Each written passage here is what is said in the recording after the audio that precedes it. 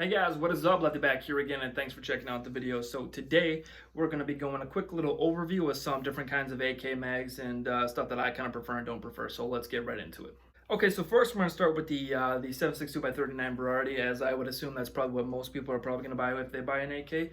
So we're going to go through kind of just what I would prefer from the get-go as kind of a main go-to mag. It's going to be the most expensive, obviously, but it is probably the best in my opinion, which is the Circle 10 magazines from Bulgaria. And I should note, every single one of my AKs are the Bulgarian Arsenal-made AKs. So just kind of, because as we get into the AK, then the main downside with it is just the sheer varieties and flavors of different kind of manufacturers and countries and stuff like that that make their own little magazine and stuff like that. And a lot of times parts really don't fit super duper well and all that.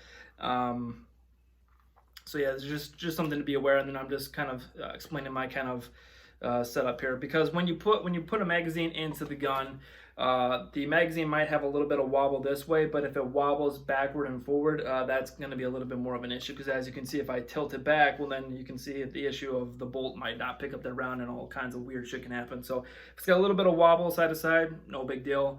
You just don't want any type of forward rocking back and forth, so you just kind of being set. So no, this is going to be your most expensive one. This is going to run around 35 to 45, probably even more money now, probably closer to like 40 to 50 around, or 40 to 50 bucks nowadays with all the shit going on, obviously.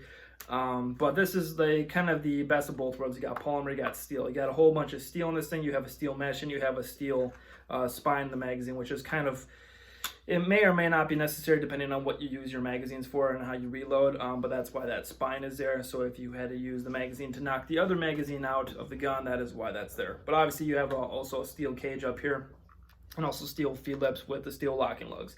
So this is kind of the Bentley of the AK mags in terms of the whole market. This is kind of the standard. This is what I would use for kind of go-to mag. Obviously these are going to be the most expensive, but they work in every single one of my guns without any type of modification to the magazine. So that's pretty much it. So a kind of a slightly cheaper option is sort of the used magazine market, which is going to be the Bakelites, or Bakelites, depending on how you want to pronounce it. I can pronounce it Bakelite. Who gives a shit if it's right or wrong? So basically this is when they were still trying to develop a polymer that was strong enough, and what they kind of came up with was a fiberglass material that kind of covers instead of a plastic. Still sort of a plastic if you want to get down on the thing in terms of materials, but anyway, so basically the same sort of setup, steel locking lugs, steel feed lips, and steel kind of spines going up and down the thing. Now there is a whole bunch of varieties and a whole bunch of like mold numbers for these things. This is a Tula one.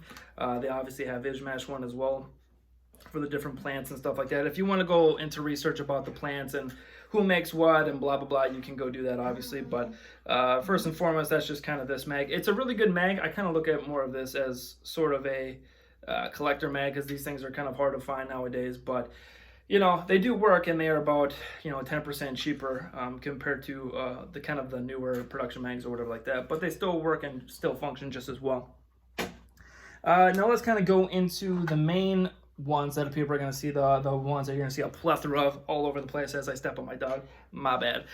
So we have the steel mags. Now again, just like every other mag, these come from all different kinds of countries and have all different kinds of like fit and finishes and stuff like that. So on my right hand here we have a Polish mag. As you can see, it's sort of new production, I believe, but it does have a new coat of paint on it, but actually I don't, maybe they're not new production, I'm not really 100% sure.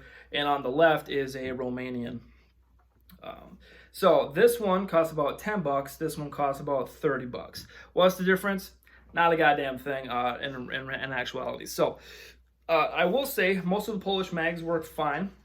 I've had a couple of them with spring issues, and I've had a couple of them that needed fitting. Most of them, besides like 2, and I have like 6 or so. So about 30% did not need any type of fitting in my Bulgarian AK. Most of them did though. And now the type of fitting that was required was just kind of filing on the tab a little bit. You do not want to file on your gun. Some people might recommend it. If you have a whole bunch of these mags that don't fucking fit your gun, just fucking alter the gun.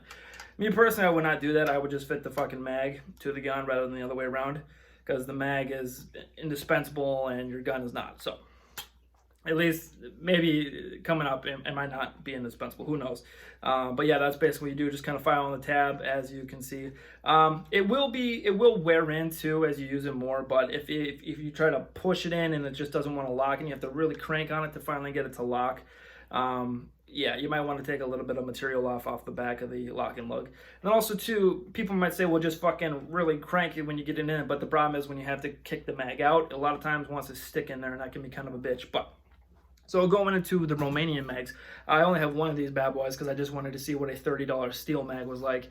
Again, the nice thing about the steel mags is that they're plentiful and they're heavy as fuck, so you can beat the fucking shit out of somebody if your gun runs drier and stuff like that. But honestly, the weight savings is what I'm really interested in, because, you know, people like say, oh, just fucking go to the gym, you know, whatever. When it comes to weight saving, a fully loaded 7.62x39 AK mag is quite heavy, and having a little bit of weight savings, especially if you're carrying 4 or 5 of these fucking things on you. I mean, put the weight on and then tell me you don't want to save a little bit of weight where you can and stuff like that. And considering these are like $30, obviously there's cheaper variants. I would save weight where you can. So that's kind of my personal preference. Now we're going to get more into the kind of the AK mag made in kind of USA and kind of stuff, and go through a little bit of there. The number one US made AK mag that I would recommend is the Xtec Tactical mag. Now if this mag looks familiar to anybody that's used AKs, that's because it was modeled right after the US Plum Mag, which I guess is back now. I don't know. They fucking went out of business, and all of a sudden these things just popped out of fucking nowhere. I don't know. This one, okay, so here's my issue with the US Plum Mags. They're built like a fucking tank, but they're extremely thick. I mean, you can see the differences here with thickness. It's a big bitch. I do like how it is ribbed though. This like little ribbing up and down the spines are actually really nice for her pleasure and stuff. So they do feel good, but yeah, they're just a little bit overbuilt. But the number one main thing that I have the issue with is just the fact that you can't disassemble them. Fuck, I don't know why they made it like that, but that's just the way it is. It's just fully encapsulated, and then they just have holes in the follower for shit to drain out. I don't know why I still can't take the goddamn thing apart, in my opinion. But anyway, so that's probably one of the reasons why this company went out and now they're back again. I don't know. But the problem with this mag is it does not work. I have one of these mags, and I've had a whole bunch of issues with the follower binding up with the spring inside of it. I can load about 18 rounds or so, and then the spring will bind in there. And now the problem is I can't fucking disassemble to see what's the issue. It might just be a bad spring, but you can't change it. So this is the one and only magazine I bought from them, just because it's, yeah, not a big fan. So anyway, Xtec Tactical came along and basically took their design and made it better, in my opinion, because they have an actual disassemblable magazine with a floor plate with a button like every other goddamn mag. I don't know why they went that route. But anyway, but it's nice about these mags, same with the US Palms. US Palms you can find about right under $20, probably like 18, 17, I think right now, last time I checked. These are a little bit more expensive. These are around 25, and they do have bolt hold open magazine followers. We'll kind of get that into the later part of the video, but just short of it, I'm not a big fan of the bolt hold open ones. They're a little bit more expensive for the follower, but I don't know, I'm just not really, AK, you know, that's just kind of the way I'm used to the click and then just change the mag. It is kind of what it is. There's a lot of there's kind of a lot of added value with actually having the bolt hold open on your last shot fire, but I don't know, it's just my kind of personal opinion. But anyway, but these are good mags. They have a big steel mesh in them, big steel locking area up here, feed lips, and the locking lugs. These are they're the same goddamn size, so they're overbuilt like crazy. But, you know, they're a really, really good US mag that I would actually really recommend over these, because these are about half the price. And right now, I would recommend getting a lot more mags than you need, or at least that you think you're going to need, right? And then the last one that I'll talk about is the Magpul ones. This is only the MOE. This is not the the steel lugs, excuse me. The problem with the MOEs, or just the kind of the Magpul line in general, is just they don't have steel anywhere else besides the feed lips if you get the Gen 3 version. Me personally, this has been through a lot. This is actually my beat up fucking mags. That and the US Palms are kind of my beat up mag. You can see just how much chew is on these magazines, just because these are my main kind of like range mags, if you will. But yeah, these have been through quite a bit of shit, and they still work. Just like every other Magpul mag. Actually, I haven't had one break on me yet, and I've been shooting for, I don't know, since coming up on 8 years with the original magazines, still from just for AR-15s at least. But this one I've had for quite some time, have not broken it. But the problem is when you use AK mags, a lot of times when you flick the mag out, the fucking thing is going to do a nice little backflip and then land right on its feed lips, most likely. Now, obviously, if you're outside, you're in dirt, it ain't going to make a fucking difference at all. If you're on gravel, if you're on pavement, concrete, it might be a little bit more of an issue there. So that's why I would just recommend getting steel feed lips. Now, obviously, the steel can bend, and then the fucking magazine's fucked anyway. But it just gives me peace of mind, especially because the M3 version is the same price as the Xtec Tactical one. Maybe $1 or $2 difference, but usually around the same price. So that's just kind of my opinion. I would recommend people getting the Xtec Tactical. That's my fave, even though it is a big, girthy bitch. But I would just recommend that for kind of general use and kind of stockpiling because it's relatively cheap. So, going into the 545 variant of the guns, this is going to be a lot quicker because there's really not a whole lot of magazines out there. Now, we're going to go to the number one that I would recommend. Again, is just going to be the Bulgarian Circle 10 mags. Again, just like the 7.62 variety, you got steel, steel, and steel. I mean, that's just kind of what you want in an AK mag. Again, there's a whole bunch of these. There are kind of a consumer market rather than like the military market version of these that have the steel locking lugs, but they don't have the steel reinforcements in there. I would just go, if you're going to get one of these, just get the damn $40 one. Just be done with it. And I would have a whole bunch of these and just kind of save them. And then go to a different other. The 74s are a little bit different because there's not a lot of aftermarket mags that I would recommend. There's a whole bunch of shit from Pro Mag. Don't touch that shit. And there's also some weird kind of consumer market kind of stuff that comes out of Europe area. I would just kind of stay away from that because again, it's just all plastic. There is no steel reinforcements in most of it. In America, we do have the Magpul one that does make a 74 mag, and I've only used this a little bit. But again, just like the MOE, this has no steel, but I have not broken it yet. So it kind of is what it is. Maybe buy a couple of these because these are cheap. These are under $15. These are 10 to 15 bucks.